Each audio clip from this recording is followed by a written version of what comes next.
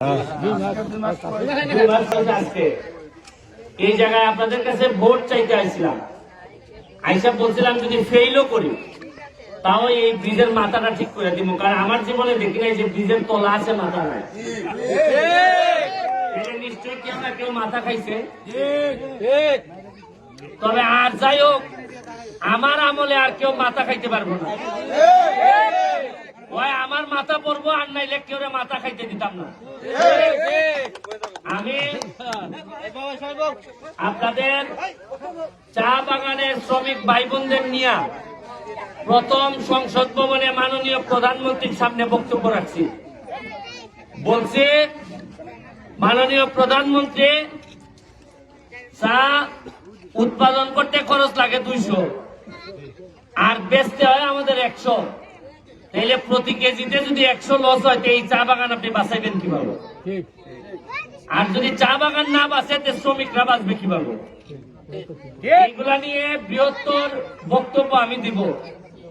তবে আমি আপনারা নিশ্চিত করতে পারি, আমারে যেভাবে চা বাগানের মানুষরা আপনারা আমারে ভোট দিচ্ছেন, ব্যারিস্টার সুমনকে যেভাবে আপনারা ভালোবাসা দিচ্ছেন, এই ভালোবাসার যে কৃতজ্ঞতা এবং এটার বিপরীতে আমার যা যা দেওয়া লাগে সবই আমি দিব। এটার যাত্রা শুরু করলাম এই ব্রিজের মাথাটা ঠিক করার মধ্যে। সামনে আরেকটা ব্রিজ আছে, রাস্তা আছে, সুরমার ব্রিজের কাজ চলতেছে। আমার সাথে একজন মেহমান আসছে, পটুয়াখালী সদরের চেয়ারম্যান, তার আমার খুব কাছের ছোট ভাই, সেই লোকের সেলিম। সে দায়িত্ব নিছে আমার একটা বড় কাজ করে দিব, অন্তত 700-800 কোটি টাকার রাস্তাঘাট আমি মাধবপুর সোনারঘাটে বানাইতে চাই, যাতে আমি ব্যারিস্টার সুমন বাচ্চাও যদি না থাকি, এক এমপি 5 বছরে যা কইরা যাইবে, আগামী 25 বছর যেন মানুষ মনে রাখে। এই সব মিলাইয়া 15 কোটি বরাদ্দ আর ওখানটায় মিললে টানা হেসরা কিলাই নিতায় খাটটা ঘুষে বসে না, ইতারতে এমপি আমি না। আমি কইয়া দিছি যে আকাশ দেখা মাধবপুর সিন ভাই বুঝলাম নি,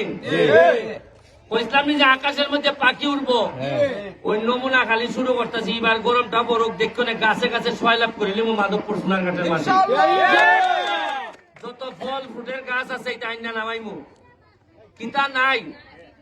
আমি এক একটা এলাকার দেখা যায় 700-800 কোটি টাকার খাম হয়েছে, আর আমরা কেন তুগাই দেখি।